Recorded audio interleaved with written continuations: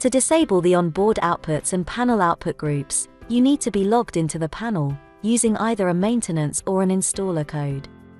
However, if you log into the panel using a maintenance code, you cannot disable the onboard outputs or any output groups that have been added to the panel. These outputs and groups will not be visible on the panel when using the Enable-Disable feature. For this example, I will use an installer code to demonstrate this feature. To log into the panel as an installer, press F4 to select the main menu. Using the jog dial button, turn the dial and select a user which has the installer credentials. Now press the jog dial button to scroll down to the password option.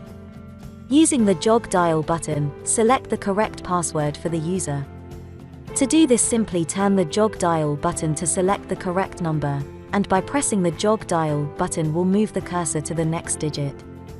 Now press the jog dial button or F4 to enter into the installer menu. To disable the onboard outputs, select Disable Enable, then press the jog dial button.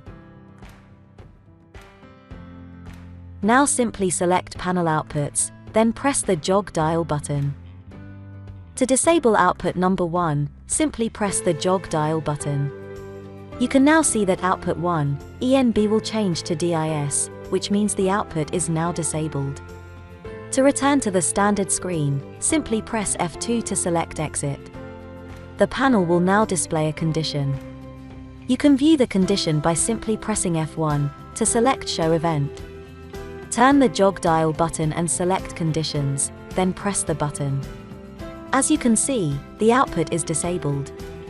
Now press F2 to select Exit. To enable the output, simply log back into the panel using an installer code. Select Disable Enable and press the jog dial button. Now select Panel Outputs and press the button again. Now simply press the jog dial button to re-enable output number 1. To return to the standard screen, simply press F2 to select Exit. To disable an output group, simply log back into the panel using either a maintenance or an installer code. Remember, if you want to disable any output groups that are not the default output groups, make sure that you log into the panel using an installer code, as you will not be able to disable these devices if you use a maintenance code. Select Disable Enable, then press the jog dial button. Using the jog dial button, select output groups, then press the button. Select the output group that you want to disable, then press the button. Now you can see that output group 1 is now disabled. To return to the standard screen, simply press F2 to select Exit. To enable the output group, simply log back into the panel, then select Enable Disable. Now select output group.